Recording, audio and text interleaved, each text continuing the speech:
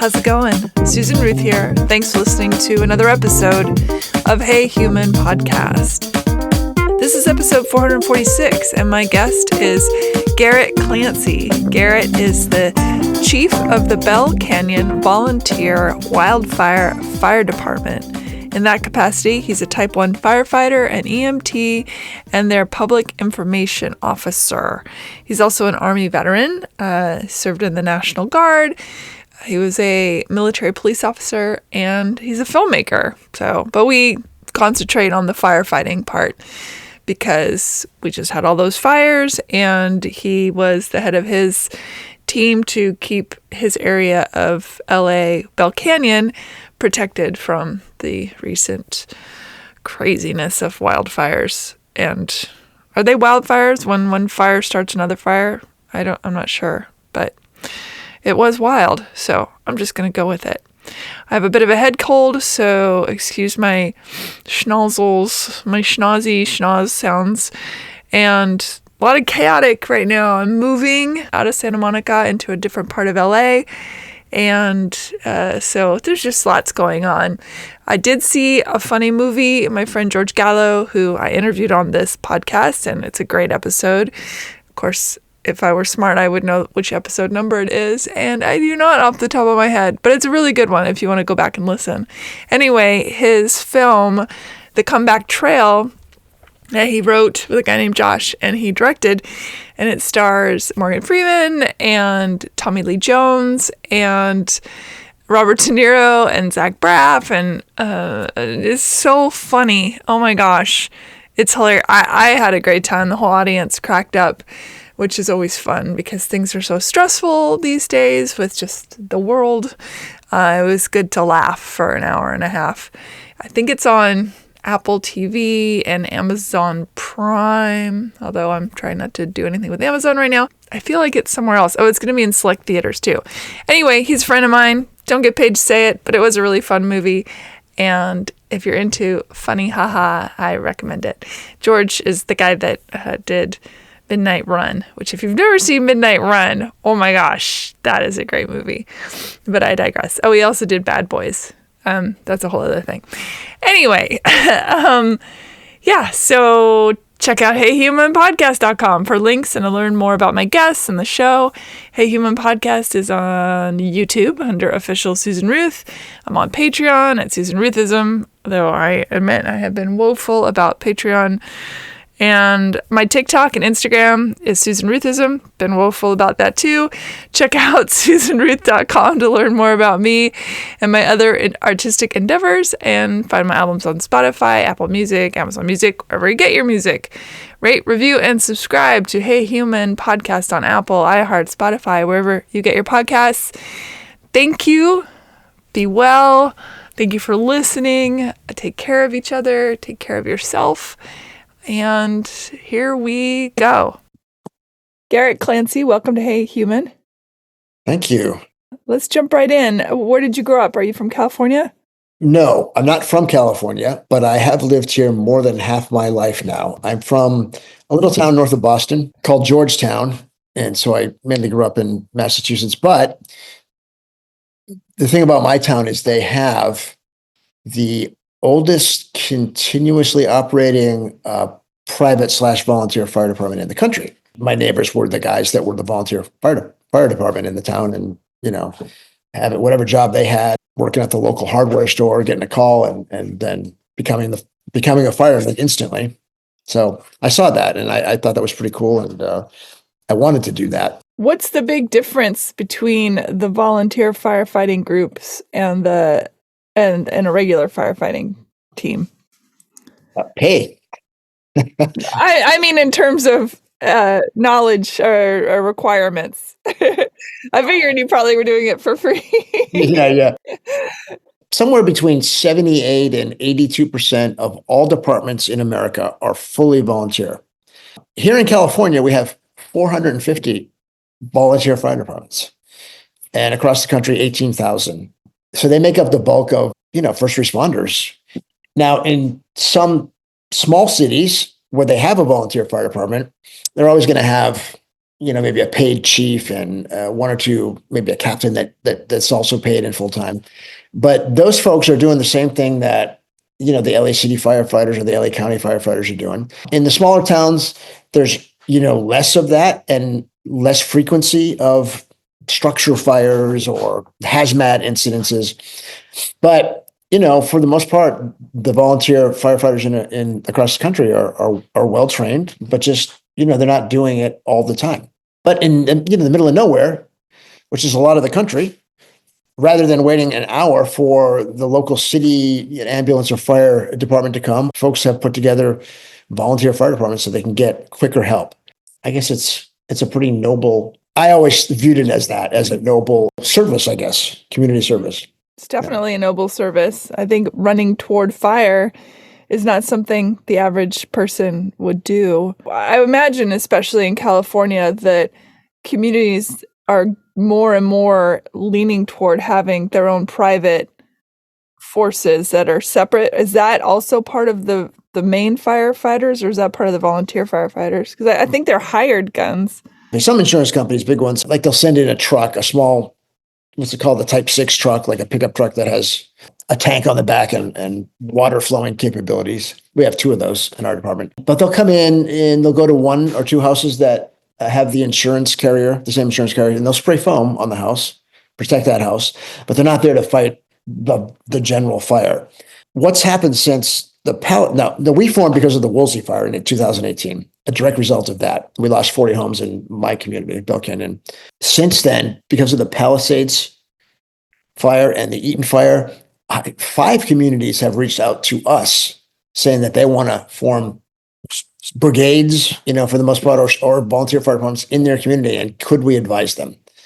So I believe it's going to be the new norm, especially in California. And the reason is, listen, during, the recent huge fires, bigger than we've ever had, 7 states and 3 countries sent fire resources. So, I mean, on the simplest level, there's just not enough firefighters and resources to cover those type of incidents.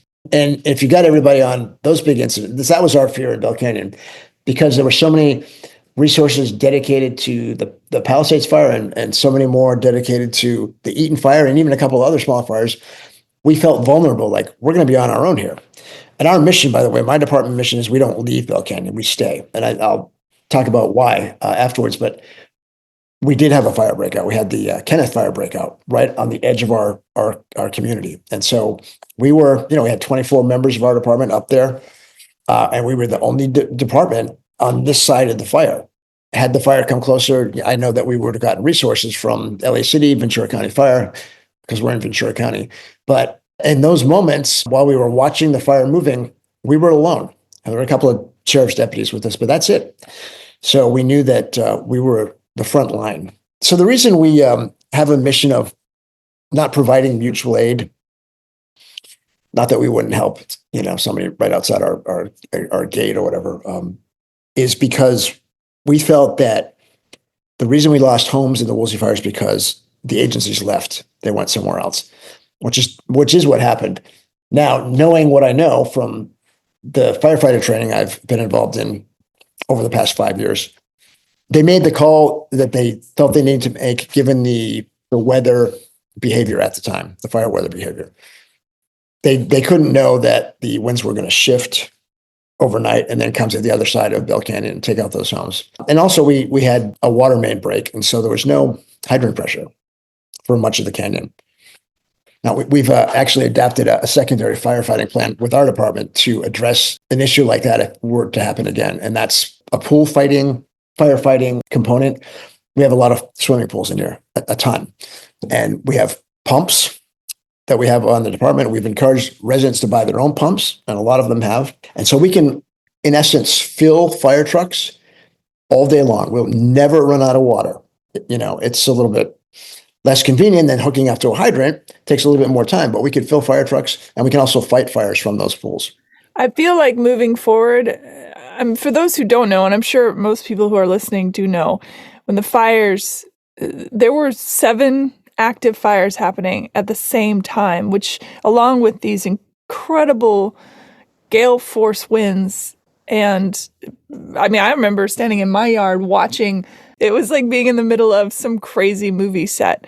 I'm wondering if moving forward, it wouldn't behoove all Californians and all people in areas where fires could happen. I mean, fire can happen anywhere, but if you have a pool, it seems like a no-brainer. Have something that will pump it out. I feel like moving forward, that's going to be the thing. Yeah, for sure it is. And it's funny because we've been pushing residents to do that for a couple of years. And then during the week of the fire, everybody finally decided that that's when they were going to get one. So we were running around, we were on full fire watch, but running around to folks, residents' homes and helping them set up these pumps. We couldn't say no at that point, right? Yeah. Are you geared up in this case when you are getting ready to face the line? Do you have the same safety? Yeah, we have the same. We do. Yeah. So we're wildland. We're called the Bell Canyon Volunteer Wildland Fire Department. The reason we have the word wildland is to make the distinction between city structural firefighters and what wildland firefighters do. But we're not even really wildland firefighters because what we live in is something called the urban wildland interface. So it's the home. We have our homes, and surrounding the homes is the wilderness, right? So we're not doing what traditional wildland firefighters do, which is to trek in with a bunch of gear, sometimes miles, to fight a fire. We're here, right? And we're wearing the PPE, protective gear, that wildland firefighters wear, the same stuff, and using the same tools, but we're not having to go anywhere to do that. It's here. And the reason we didn't bother to do the interior structure training, it's very expensive. Just buying the SCBA masks would be prohibitively expensive for our department. We don't need to. It's very rare that we have a fire in Bell Canyon in a house. And we have 780 homes approximately. And we have LA City Fire to do that. They're going to take 10 minutes to 15 minutes longer than the normal response time. But in that period of time, it's happened already twice. We get there, we can set things up, we can make sure people are out of the house. We can make sure that the properties surrounding the house are protected. We can shut off utilities, and we can also give, and the last time this happened, we were able to radio to LA City Fire as they were coming in, where exactly the best entrance for this big house was, because we had already assessed that. And I heard it go out over their radio, and they just took our word. They took us at our word, we're a new department, and we're not a full department. We're a supplement, and there have been some. It's taken a while for them, the bigger the fire departments that serve us, to accept us, and I don't know if they'll ever accept us, and I don't expect that they would. We're never going to be their peers, and we're not in competition with them. We don't want to be their peers. Now that they've seen on many, many occasions, because we've done 620 calls in 4 years, many occasions they've worked with us, and there hasn't been an issue. There's never been an issue. They've never said, you guys need to move, or in fact, the fire that we had on July 21st in here, the brush fire, we were on scene 12 minutes before the first outside agency came. We essentially saved a house, and we were in that backyard fighting the fire that was coming up the hill. And when the first agencies came onto scene, they came and saw what we were doing, all wearing the right gear, the safety gear. Our trucks were hooked up to hoses. We were putting water on the fire, and they just said, "Great. Fantastic. We're going to go work up here. You have this area." And they just accepted us. And that was a big day for us, because that was the first big fire that we had since we formed. Most of our calls are just, neighborhood type calls. We do a lot of rattlesnake removals, like a lot, 60 or 70 a year. We relocate the rattlesnakes. We don't kill them. You don't make boots? We don't make boots, no. We just do a lot of, okay, so I'll give you an example. We got a call on our emergency line 5:30 in the morning last week. A woman who lives up the street from me said, "There's an animal in my pool. I can't see what it is, but it's splashing. It's big."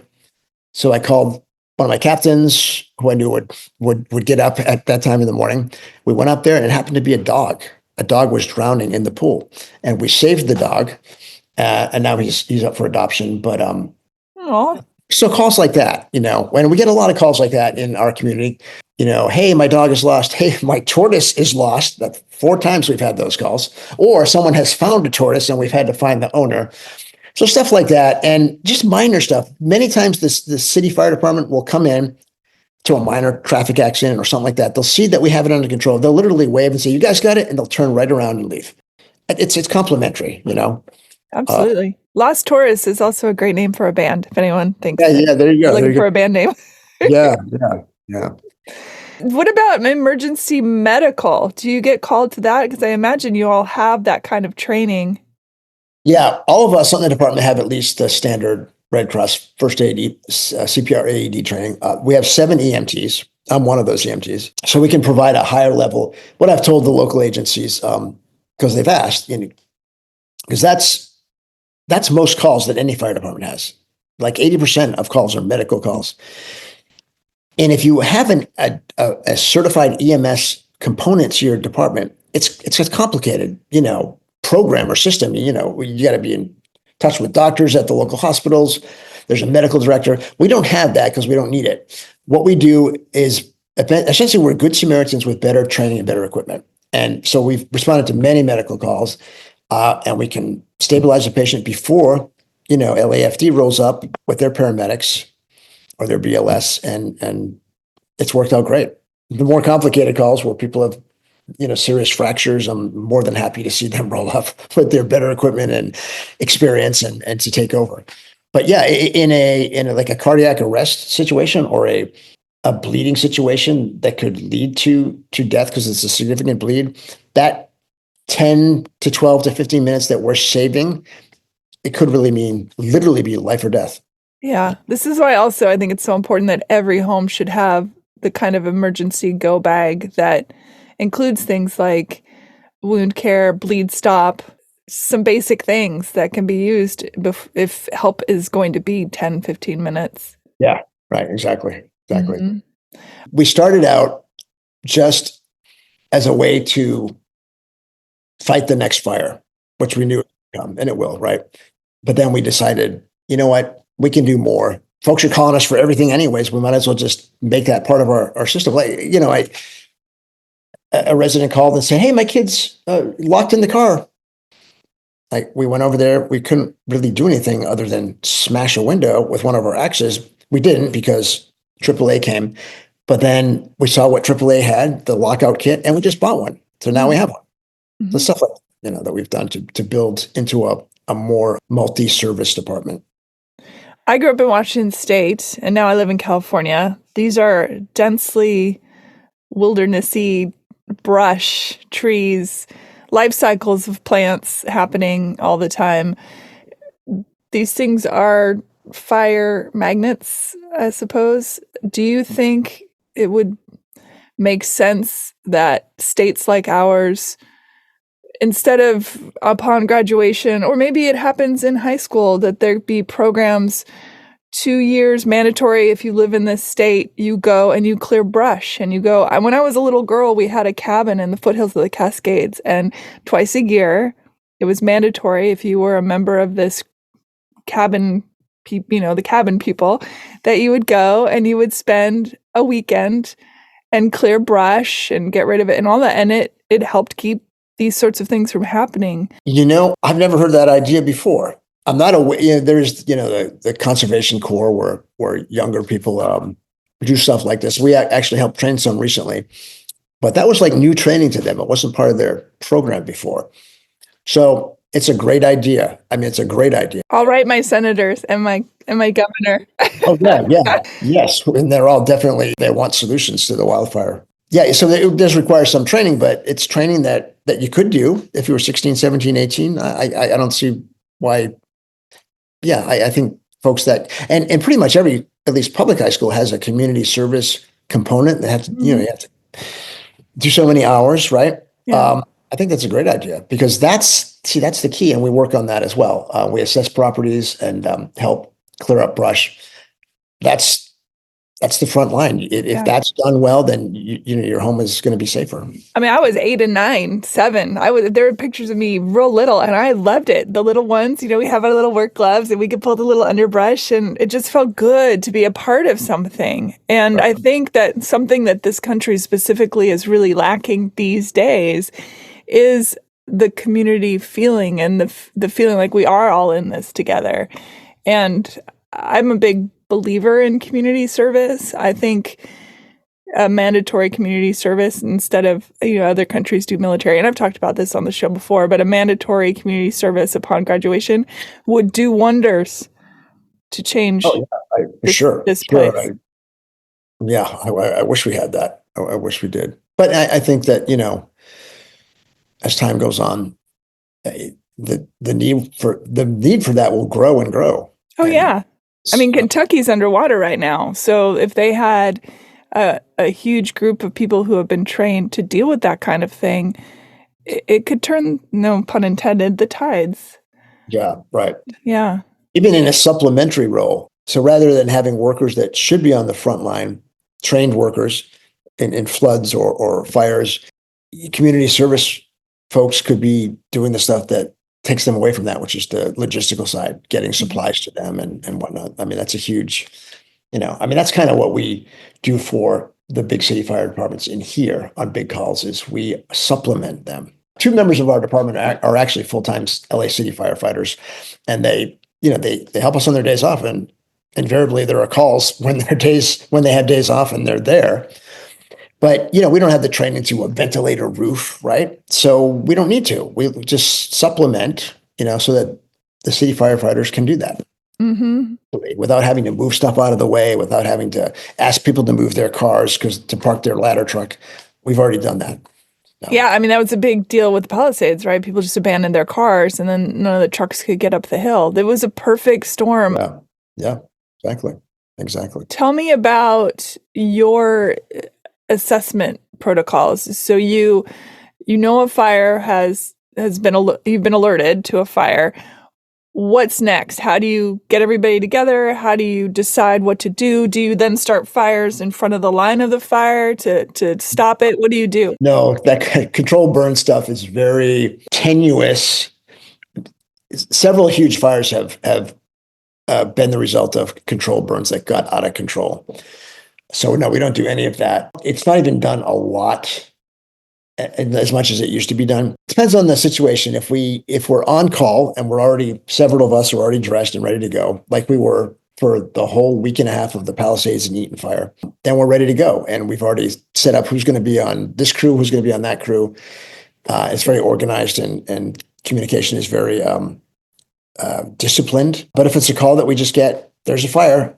On the way to the call, we organize the call. We don't know who's going to show up. We don't know who's available, but we're on the radio and, okay, you guys are in brush 2, and whatever once we get to the scene and assess what the needs are and the size of it's called, then we figure out where to put people. So far, it's worked out well. I don't know. In a huge fire, I don't know how it's going to work out, but we'll do our part. Absolutely. Well, I mean, one would hope that, as you mentioned, the fact that you're there before the quote unquote regular groups can get there, that may make all the difference. Yeah, because we're more remote. I don't know if you visited here, but we're more remote. Are you up by Mike, my cousin? Yeah, he's in the. I know. I still don't know where the Calabasas versus Bell versus. That all confuses me. Bell Canyon is Ventura County. It's like the easternmost part of Ventura County. There's only one way in and one way out of Bell Canyon, a long road that comes in, and it starts on the LA City line. So you can't ever leave Bell Canyon without going through the city of LA. So that's where we are. But we're remote. Lots of open space here. Lots of wildlife. Again, a longer response time. And the back of our canyon is literally, because I've been there. I've been up there waiting and timing how long it takes for the other agencies to arrive. It's like 20, 21, 22 minutes. That's a long time. Especially if it has a long road to get to you. Yeah, and these aren't like straight roads. They're like hilly, curvy. Fire engines can only go so fast. We have challenging geography and topography. So how do you convince your insurance company to insure you medically when you all are volunteer firefighters? I mean, I know that when I got my assessment, they asked things like, do you wear your seatbelt? Do you ever jump out of an airplane? Imagine if I said, oh, but I do run into fire. It might change things. It hasn't been an issue. Our fire department insurance policy is with the company that's what they do. They insure volunteer fire departments. Sure. That makes sense. Yeah. Yeah. Do you have children? I do. Yeah. Have they gotten into the family business? No. My son's older and lives back east. My daughter's 12. She doesn't really like when in the beginning, because she still has some PTSD from the Woolsey Fire and having to evacuate and seeing her neighbors' homes burned.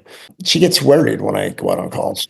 Even when we go to train, she seems to get a little I think anxious. that's normal. Yeah. Yeah. Listen, we wouldn't have formed this fire department had we not experienced a traumatic wildfire. Had no homes burned, we wouldn't have had the incentive. We would have felt safe, which is what Bell Canyon residents have said. Bell Canyon was founded in '69, and there have been several big fires. And when I moved in 2015, residents that had been here said the same thing. Oh, yeah, we have big fires, but you know what? We've never lost a home. We're fine. And then we lost 40. So, and most of us stayed. I stayed for most of that fire. We couldn't do anything. We couldn't really do anything worth, that some homes were saved by guys that ended up being on the fire department, but not to the level that we could have done with the equipment and the training and what we have now. It's incredibly traumatic to experience that. Yeah. Yeah. To watch your neighborhood that you've loved and lived in and been a part of, that could watch the community burn. It's a lot. It's a lot, and it lasts for years. So that fire was 2018, and I think maybe 60% of the homes have been rebuilt since then. Only 60%. In a weird way, our fire department benefited from one of those losses, in that the property owner, he was older, so he didn't want to rebuild. He tried to sell his lot, his burned out lot, but he had a bridge from the street to his lot, which also burned over I think it's an 85-foot crevice or whatever you want to call it. And so he wasn't able to sell the lot for what he wanted to, because there just aren't that many contractors out there willing and have the ability to build a bridge before they even begin building a house. So finally he said, you know what, I'm going to donate the property to you guys, and you should sell it. And because whatever you get for it, that's going to be a great resource for you to continue operations. And that's what we did. And we sold it right away to a contractor who knows how to build a bridge and wanted to build a bridge. And he got a great tax write-off because we're a 501c3 nonprofit. And by the way, we survive on donations, resident donations. That's how we survive.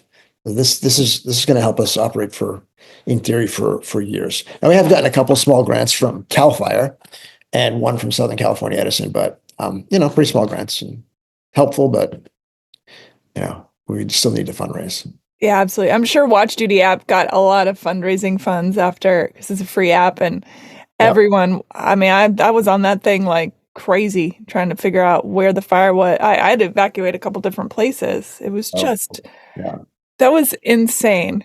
Yeah. That's a really good app, and a fairly new one.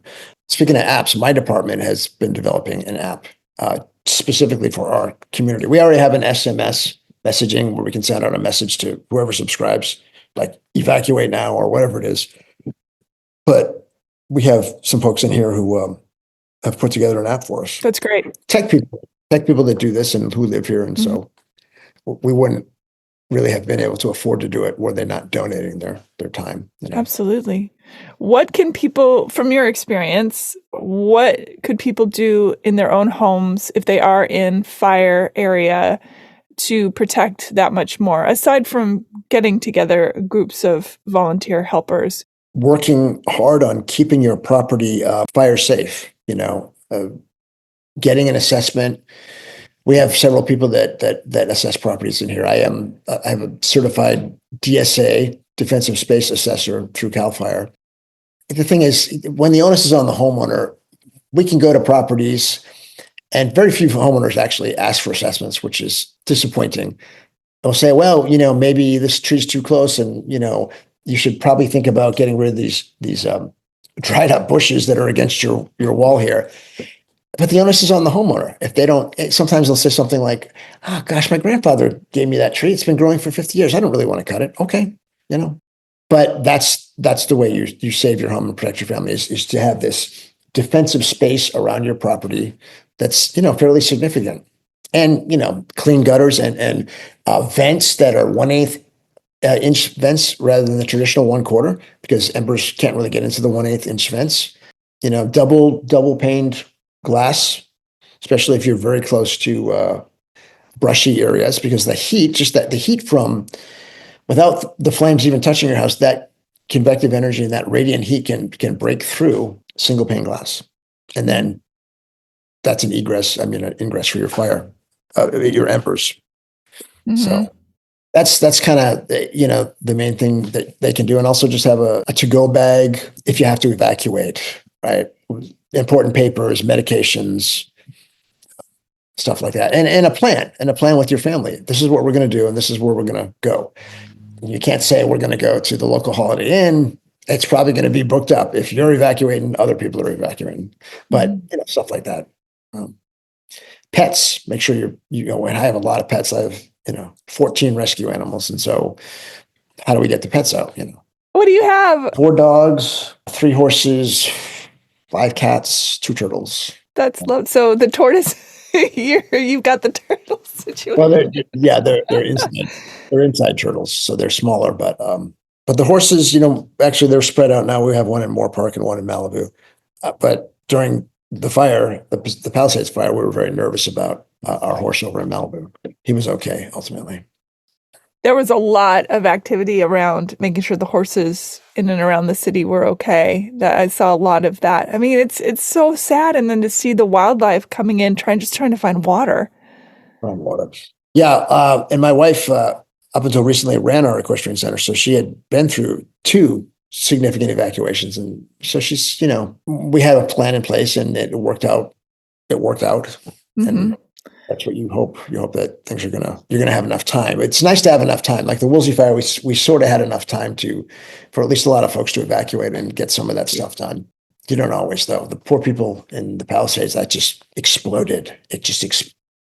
It came on so fast. I have friends who lost homes. I have other friends who their homes are still standing, but they won't be able to get back for a year because of the smoke damage. Everything inside the house has to be gutted. That's one of my friends. He's in his neighborhood that was completely devastated. His home survived. He's like, there's no rhyme or reason to it. No, there's nothing here. There's no town left. And so he moved his family to Orange County for at least a year. Yeah. So sad. How much weight do you as volunteer firefighters have after assessing an experience that you've been through, to go and to say to the powers that be, look, there are a lot of holes in the system, or this went well? Do you have that kind of open door to be able to talk to the people that make those kinds of plans? We're starting to develop relationships with our 3 battalion chiefs, Ventura County battalion chiefs, because there's a battalion chief for each shift. And we know a lot of the LA City guys. Again, 2 of our members are LA City firefighters. Well, that's never been an issue. I mean, we're talking about, we're very lucky that, LA City Fire, Ventura County Fire, there's some of the best agencies in the world, equipment-wise, training-wise, the personnel. So far be it for us to criticize anything. They're great. We've seen them in operation. They're fantastic. But yeah, sure, if we had an issue, there's folks that higher up that we can reach out to. We just haven't had one. In your position, do you look at the world in a dystopian way, or are you optimistic? Things seem like they are more and more rampant. Things are happening at a higher tick. How is that affecting your understanding of the world around you? I've grown more accepting. I guess I'm less shocked at things that happen, becoming desensitized. And I don't know if that's a good or a bad thing, but yeah, just accepting, like, okay, these things are going to happen. People are going to do these terrible things maybe. And if you look through history, other folks and generations have suffered some really traumatic events, right? We've been more or less lucky growing up, but whatever happens, I'm just going to accept it. Well, I got to tell you something about our fire department.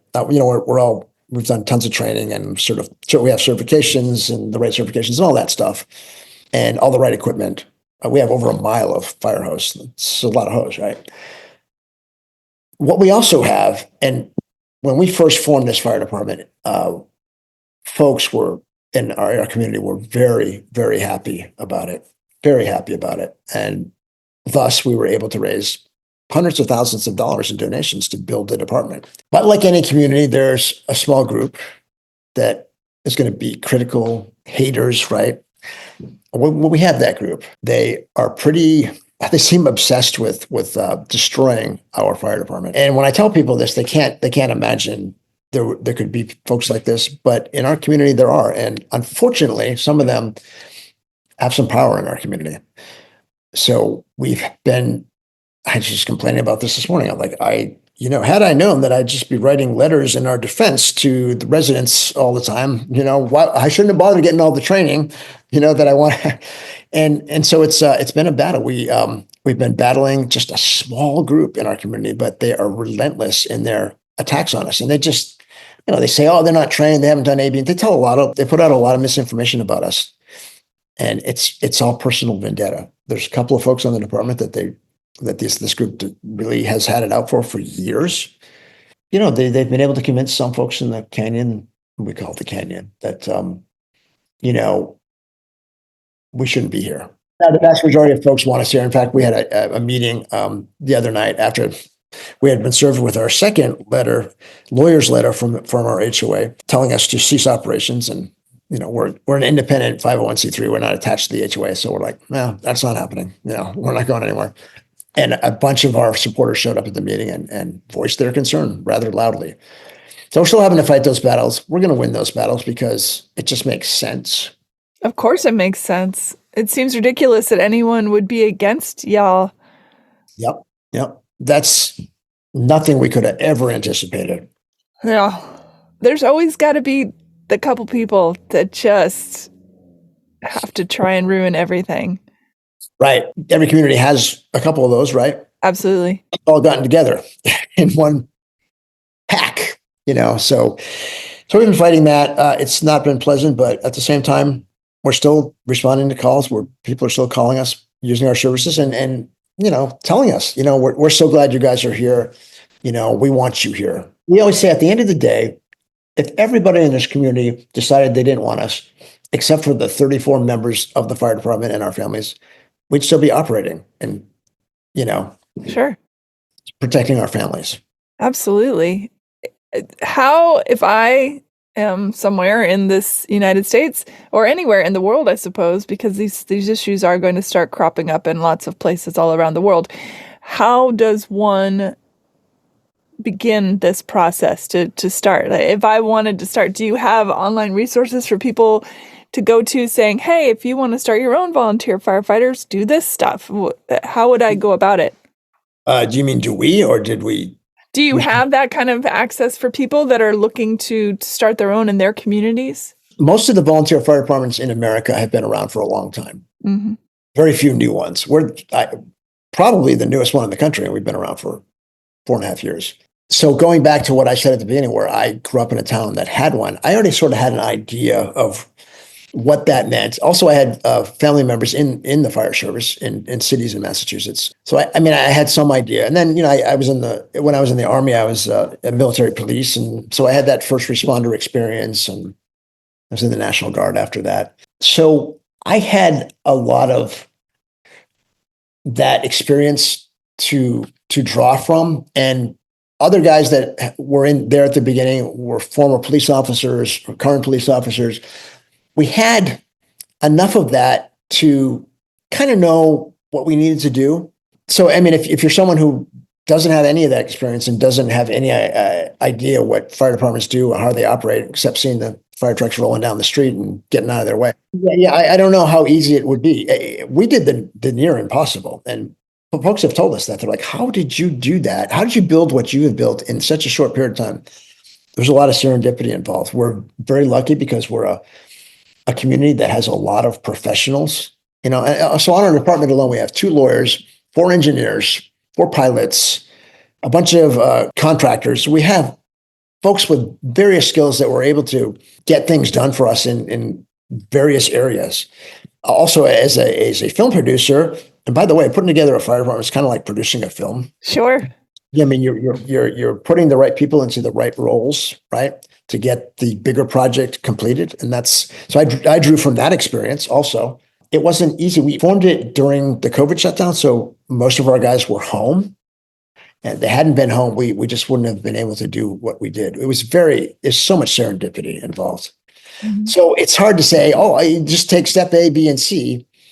It's just not that easy, right? Well, I think there's a big message in that regardless, is whether or not communities form a fire brigade, it behooves humanity and the community to form connection. Yeah. Because as a group, if some tragedy strikes, you can operate as a team. Yeah, and we're a fully independent fire department. We're not attached to any agency, and we purposefully formed that way because of an incident that happened during the Woolsey Fire that we didn't want to happen to us. But the fire brigades over in Malibu that have gotten so much press, they have an attachment to LA County Fire, so they've been able to get trained and organized at some degree by the LA County Fire Department. That's great, right? That's a huge resource that they have, and they proved themselves during this fire. They did what they were supposed to do and saved a lot of homes and stayed safe. And I know the county supervisor, Lindsay Horvath, gave an award to a bunch of them. That's great, and so that would be a piece of advice in fact, that's a piece of advice I gave to a local community in Calabasas that called to ask for our advice. So, well, you guys are LA County, so maybe if you just want a fire brigade, you should contact LA County Fire and see how they can help you. Yeah. Our resources, there has to be, if this is going to be the new norm in California, it's going to be nearly impossible for folks to just do it on their own. They need help, right? Yeah. And I do think that clearing the brush, getting some of the dead stuff out, will help. I mean, all of that helps. It's huge. It's yeah. And there's a lot of resources in the state and from the federal government directed towards that education. Yeah. My experience, and I've had these conversations with many folks doing the same thing. The brush mitigation is that you educate people. Maybe 20 people show up to your workshop. 8 of those people call for an assessment. 3 of those people actually do anything on their properties. But every little bit gets Right. somewhere. It's all part of the big cog. How might people donate to you or learn more about your group? Oh, well, you can go to our website, bcvwfd.org. It's just our initials.org. There's a lot of information on there and a lot of pictures and our story, list of our members and what their certifications are. It's been an interesting journey, something I never planned on doing. I wanted to when I was a kid, but of course, as time went on, and we're not a young department by any means. Our average age is just a bit older than the local fire departments, just by necessity. I mean, that's you get what you get when you have volunteer fire. Who's ever in your community, that's what you get. In cases like this, I would feel like you would want people that have been around a while. Yeah. I mean, it just comes with another level of understanding and intellect and ability to move quickly in a tense situation. All that comes by a seasoned life. And human interactions, right? We've all been through a lot, so it's easier to deal with the public. The public is right. So yes, all of that. And clearly you've lived a life of service. I mean, you went down the list of everything you've done, and I appreciate that you exist and that you're on the planet and you're doing something outside of yourself to make the world better. And that's what you are doing. And I think that inspires others as well. That's an example, even if it's an unintended example, you lead in that way. And I feel like the more people like you that exist, the better we're all going to be. Well, thanks. I do appreciate that. I had really been wanting to find a way to give back more before this happened, before the fire broke out. I was tutoring. I spent years as a college professor. I was tutoring homeless high school students a little bit, and then this happened. And so there was my community service project for the next several years, just continuing. Yeah. Well, lucky that, I've gotten this opportunity to feel less self-absorbed. Well, I feel like you could have 5 Hey Human episodes, each one about the different lifetimes you've lived in this lifetime. Yeah, no doubt. No Yeah. doubt. I really appreciate your time. Thank you for listening, everybody. And thank you so much. Yeah, well, thank you, Susan, for having us. I mean, me, I represent the department, of course, but we want to get the word out there that you can do stuff in your own hood to protect yourself. Right? Yeah, for sure. And thank you, Cousin Mike, for introducing us. And apparently we're going to break bread at some point. Well, good. Yeah. Mike's come on as one of our PR folks and it's been very helpful. Yeah, that's especially good. Campaign versus the detractors, so. Oh, yeah. Yeah, he's got a lot of fight in him. So I can see him being really good at that, pushing back against the detractors. So, yeah. Thank you so much. Have a great day. You too. Take care. Bye.